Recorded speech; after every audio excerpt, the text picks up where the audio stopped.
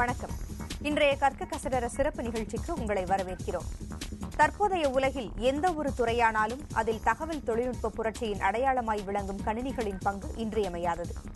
போட்டி மிகுந்த இன்றைய சூழலில் தகவல் தொழில்நுட்பத் துறையில் சிறந்து விளங்க எத்தகைய படிப்புகளை தேர்ந்தெடுக்கலாம், வெற்றிகரமாக அவற்றை படித்து முடிப்பவர்களுக்கு சர்வதேச அளவில் காத்திருக்கும் வேலைவாய்ப்புகள் என்ன என்பது குறித்த ஆலோசனைகளை இன்றைய நிகழ்ச்சியில் வழங்க இருக்கிறோம்.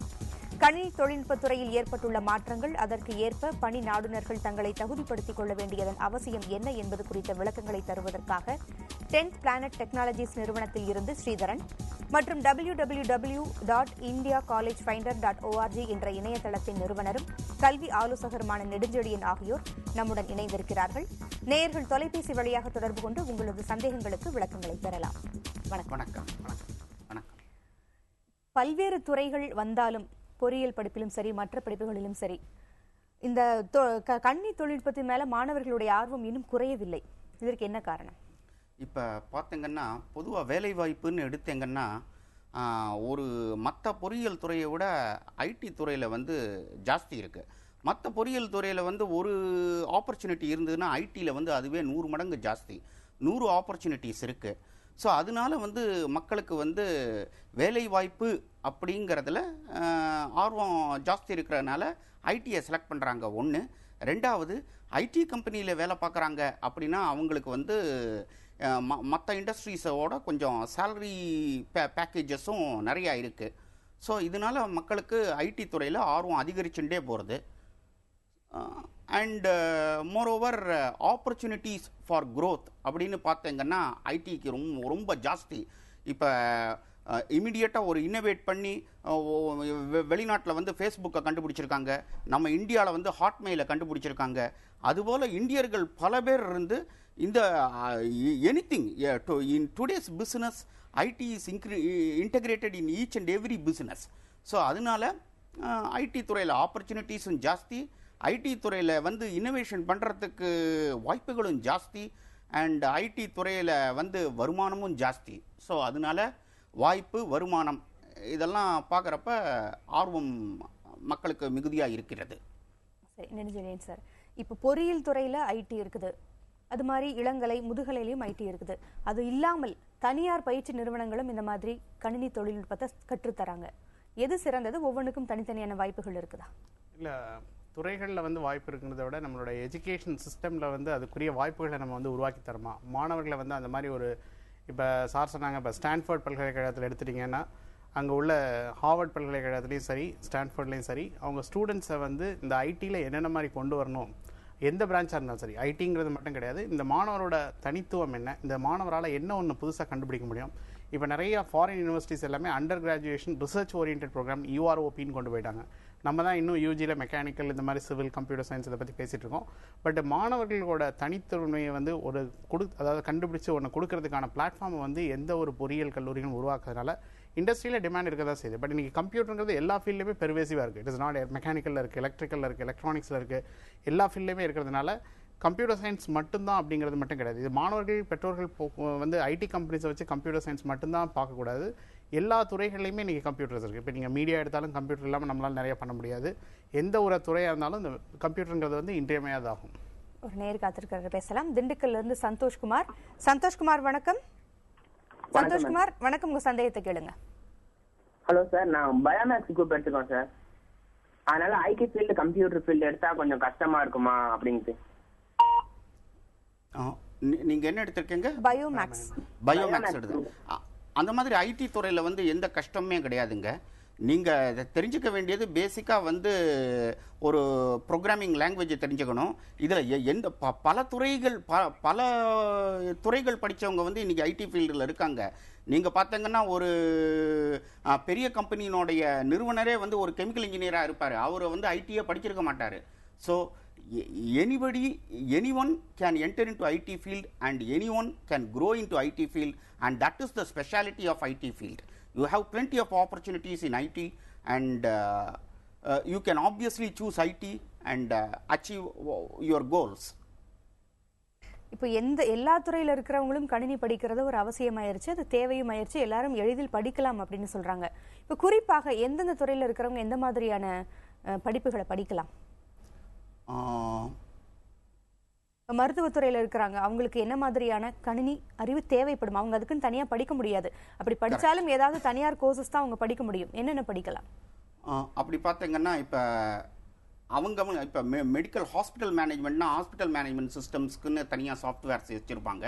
ஸோ அந்த சாஃப்ட்வேர்ஸ் வந்து அவங்க வந்து அதில் ட்ரைனிங் எடுத்துக்கணும். அதில் கொஞ்சம் அதுக்குன்னு சில சாஃப்ட்வேர்ஸ் இருக்குது. ஸோ அதில் ட்ரைனிங் எடுத்துக்கணும். அண்ட் இப்போ வந்து ஒரு பெரிய பிஸ்னஸில் ஒர்க் பண்ணுறாங்க அப்படின்னா பேசிக்காக ஒரு இஆர்பி சாஃப்ட்வேர்ஸ் எல்லாம் யூஸ் பண்ணுவாங்க பிஸ்னஸில். ஸோ அந்த இஆர்பி ட்ரைனிங் எடுத்துக்கணும். ஸோ இந்த மாதிரி when IT is integrated into all the fields, so there is a requirement for people to learn little IT and that அவங்க வேலைகள் செய்யக்கூடியதுக்கு என்ன தேவையோ அது மாத்திரம் கத்துண்டா போதுமானது. அடுத்து ஒரு நேர் காத்திருக்கிறாங்க, திருப்பூர்ல இருந்து அங்குராஜ். அங்குராஜ் வணக்கம், உங்க சந்தேகத்தை கேளுங்க. ஹலோ அங்குராஜ் வணக்கம், உங்க சந்தேகம் என்ன? ஹலோ சார், சொல்லுங்க அங்குராஜ். நான் ட்ரிபிள் எல்லாம் ஈஸியாக எடுத்தா ஐடி ஃபீல்டுக்கு போக முடியுங்களா? கண்டிப்பாக போகலாங்க. நீங்கள் ட்ரிபிள் எடுத்தாலும் சரி, இசிஇ எடுத்தாலும் சரி, மெக்கானிக்கல் எடுத்தாலும் சரி, ஐடி ஃபீல்டில் யார் வேணாலும் போகலாம். ஸோ உங்களுக்கு வேண்டிய அந்த ட்ரைனிங் ப்ரோக்ராம், அந்த ப்ரோக்ராமிங் லாங்குவேஜஸ்னு ஒரு இருக்கும். ஸோ அந்த ப்ரோக்ராமிங் லாங்குவேஜஸ் பார்த்துக்கலாம். அதுக்கப்புறம் இண்டஸ்ட்ரீஸில் வந்து எப்படி இன்ஃபர்மேஷன்லாம் ஸ்டோர் பண்ணுறாங்க, எப்படி இன்ஃபர்மேஷன்லாம் கேதர் பண்ணுறாங்க, எப்படி இன்ஃபர்மேஷன்லாம் மேனேஜ் பண்ணுறாங்க அப்படிங்கிறத பற்றி நீங்கள் தெரிஞ்சுக்க வேண்டியது தான். அது நீங்கள் வந்து ஆரம்பத்தில் ஒரு 3 months 4 monthsல எல்லாமே நீங்கள் தெரிஞ்சுட்டுருக்கலாம். உங்களோட வேலைக்கு என்ன தேவையோ அதை நீங்கள் தெரிஞ்சுக்கலாம். அண்ட் நவடேஸ் பெரிய பெரிய கம்பெனிலாம் இசிஇ ட்ரிபிள் இ படித்தவங்கெல்லாம் ஒர்க் பண்ணிட்டு இருக்காங்க. ஸோ இதுதான் இன்னி செனாரியோ. அடுத்து ஒரு நேர் காத்திருக்கிறாங்க, கும்பகோணத்திலிருந்து தண்டபாணி. தண்டபாணி வணக்கம், உங்க சந்தேகம் என்ன? ஹலோ வணக்கம் சார், உங்க சந்தேகத்தை கேளுங்க. ஒன்றும் சார், என்னுடைய சன் வந்து பிஇ எலக்ட்ரானிக்ஸ் இன்ஸ்ட்ருமெண்டேஷன் படிச்சிருக்காப்ல. he want to go to IT industries. What is your suggestion for? Okay, ஆக்சுவலாக வந்து சார் நீங்கள் ஐடிங்கிறது வந்து எந்த ஃபீல்டில் வேணாலும் நீங்கள் எந்த பிரான்ச் வேணாலும் போகலாம். நீங்கள் வந்து கேட்டுங்கிற ஒரு எக்ஸாமினேஷன் எழுதணும். இப்போ கேட் எழுதி நீங்கள் குவாலிஃபை ஆனீங்கன்னா நீங்கள் உங்களோட கேட் ஸ்கோரை வச்சு நீங்கள் ஐடிக்கும் போகலாம், எந்த இதுக்கும் போகலாம். இது தவிர வந்து நிறைய கோர்சஸ் இருக்குது. இப்போ உதாரணத்துக்கு வந்து இன்ஃபர்மேஷன் இன்டர்ஃபேஸ் டிசைன் ஒரு கோர்ஸ் இருக்குது. இப்போ ஒரு 5 ஸ்டார் இப்போ நீங்கள் சத்யம் தேட்டர் இந்த மாதிரி மல்டிப்ளெக்ஸில் போய் நீங்கள் டிக்கெட் புக் பண்ணும்போது எந்த டேட்டில் எந்த ஷோவில் எங்கே வேணும், எந்த சீட் வேணும் அப்படிங்கிறத வந்து இன்ஃபர்மேஷனை வந்து எப்படி இன்டர்ஃபேஸ் பண்ணுறது, எப்படி கிரெடிட் கார்டு வழியாக நீங்களே புக் பண்ணி டிக்கெட் எடுக்கிறது, இதுவும் வந்து இன்ஃபர்மேஷன் இன்டர்ஃபேஸ் டிசைன். இதில் வந்து உங்களுக்கு நிறைய படிக்கிறதுக்கான வாய்ப்புகள் இருக்குது. இப்போ நீங்கள் முதல்ல சொன்ன மெடிக்கல் வந்து எம்பிபிஎஸ் முடிச்சு கூட டாக்டர்ஸ் வந்து ஐஐடி காரக்பூரில் வந்து தே கேன் டூ எம்எம்எஸ்டின்னு ஒரு கோர்ஸ் இருக்குது, ஒன்லி ஃபார் டாக்டர்ஸ். மெடிக்கல் துறையில் இப்போ வந்து உங்களுக்கு வந்து பயோமெடிக்கலாக இருக்கட்டும், இல்லை வந்து இப்போ நீங்கள் ஸ்கேனர், உங்களுக்கு வந்து எம்ஆர்ஐ, இதிலெல்லாம் வந்து என்ன டெக்னாலஜிஸை வந்து டாக்டரும் அண்டர்ஸ்டாண்ட் பண்ணுங்கிறதுக்காண்டி என்யூஎஸ் சிங்கப்பூர் அண்ட் ஃபிக்யூ Japan and G health care, Philips health care இவங்கெல்லாம் சேர்ந்து ஐஐடி கான்பூரில் வந்து இந்த கரக்பூரில் இந்த கோர்ஸ் கொண்டு வந்திருக்காங்க. அது ஒன்லி ஃபார் எம்பிபிஎஸ்க்கு. இப்படிலாம் கோர்ஸ் இருக்குங்கிறது நிறைய பேருக்கு தெரியாது. பட் நீங்கள் எல்லா ஃபீல்ட்லேயுமே வந்து பர்வேசிவாக இருக்கிறதுனால நீங்கள் அவர் எலக்ட்ரிக்கல் இன்ஸ்ட்ருமெண்டேஷன் படிச்சிருந்தா அது சம்பந்தமாகவே வந்து நீங்கள் பவர் டிஸ்ட்ரிபியூஷன் அதுக்குரிய சாஃப்ட்வேர்ஸ் நிறைய இருக்குது, டிரான்ஸ்மிஷன்ஸ்க்கு ஓரியன்டாக நிறைய சாஃப்ட்வேர் இருக்குது. அதெல்லாம் நீங்கள் வந்து எடுத்து படிக்கலாம். படிக்கிறது வந்து நீங்கள் நல்ல இன்ஸ்டியூஷனில் படிக்கணும். அப்போ தான் உங்களுக்கு வந்து இந்த மாதிரி எக்ஸ்போஷர் இதெல்லாம் வந்து நிறைய கிடைக்கிறதுக்கு வாய்ப்புகள் இருக்குது. இல்லைனா நம்ம இன்றைக்கி படித்ததை வச்சு நாங்கள் யூஜி ஒரு நல்ல காலேஜில் நீங்கள் கிடைக்கிற காலேஜில் படிச்சிங்கன்னா பிஜியாவது அட்லீஸ்ட் ஒரு தடவையாவது லைஃப்பில் ஒரு நல்ல இன்ஸ்டியூஷனில் பாஸ் பண்ணணும். அப்போ தான் நமக்கு அந்த குவாலிட்டி எஜுகேஷனோட ஃபீட்பேக் வந்து கிடைக்கும். ஒரு நேர் காத்திருக்கிறாங்க, ஈரோடுலேருந்து ஷண்மிதா. ஷண்மிதா வணக்கம், சந்தேகத்தை கேளுங்க. Good evening sir. வணக்கம் ஷண்மிதா, தொடர்ந்து பேசுங்க. சார், நான் எம்எஸ்சி சாஃப்ட்வேர் இன்ஜினியரிங் படிக்கலான்னு இருக்கேன். அது படிச்சு ஐடி ஃபீல்ட்ல நல்லா யூஸ் ஆகும் சார். இன்டிகிரேட்டட் கோர்ஸ் படிக்கிறேன். அது வந்து சில பேர் இன்டிகிரேட் கோர்சஸ் வந்து வேணாங்கிறாங்க. எனக்கு அது ரொம்ப இன்ட்ரெஸ்டா இருக்கு, படிக்கலாம்னு 5 years கோர்ஸ். அதை பத்தி கொஞ்சம் சொல்லுங்க சார். கண்டிப்பாக நீங்கள் படிக்கலாங்க. சார் ஆல்ரெடி சொன்னார், இன்ஜினியர் சார்னு சொன்னார், எந்த இது இருந்தாலும் ஐடி ஃபீல்டில் ஆப்பர்ச்சுனிட்டிஸ் இருக்குது அப்படின்னாரு. ஸோ இன்றைக்கி வந்து ஒரு ஆப்பர்ச்சுனிட்டிஸ் எப்படி இருக்குன்னா, நீங்கள் ஒரு எம்ப்ளாயியாக இருக்கலாம், இல்லாட்டி ஒரு எம்ப்ளாயராக இருக்கலாம், இல்லாட்டி ஒரு என்டர்பிரனராக கூட நீங்கள் ஐடி ஃபீல்டில் வந்து வளரலாம். அதாவது நம்ம பல நிறுவனங்களில் இருக்குது, நம்ம லோக்கல் பிஸ்னஸஸ்லாம் நிறையா இருக்குது.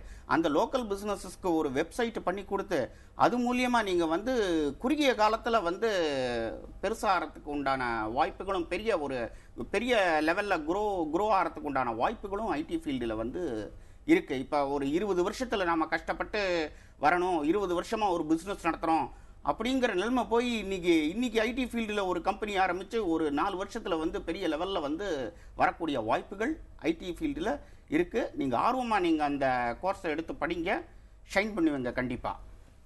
வேலை வாய்ப்புகள்னு பொறுத்த வரைக்கும் ஐடி படித்தா வெளிநாடுகளில் தான் அதிகமான வேலை வாய்ப்புகள் அப்படின்ற ஒரு பொய்யான கருத்தும் இருக்குது. அது உண்மைதானா இல்லை நிஜமா? இல்லை, உண்மைதான். பிகாஸ் என்னென்னா இன்றைக்கி ஐடியோட இப்போ நம்ம ஆப்பர்ச்சுனிட்டிஸை பற்றி பேசுகிற வழியே எஜுகேஷனில் வந்து நம்ம அந்த ஆப்பர்ச்சுனிட்டிக்கு வந்து அவங்களை பிரிட்ஜ் பண்ணி கொடுக்குறோமா அப்படிங்கிறது பெரிய கேள்விக்குறி.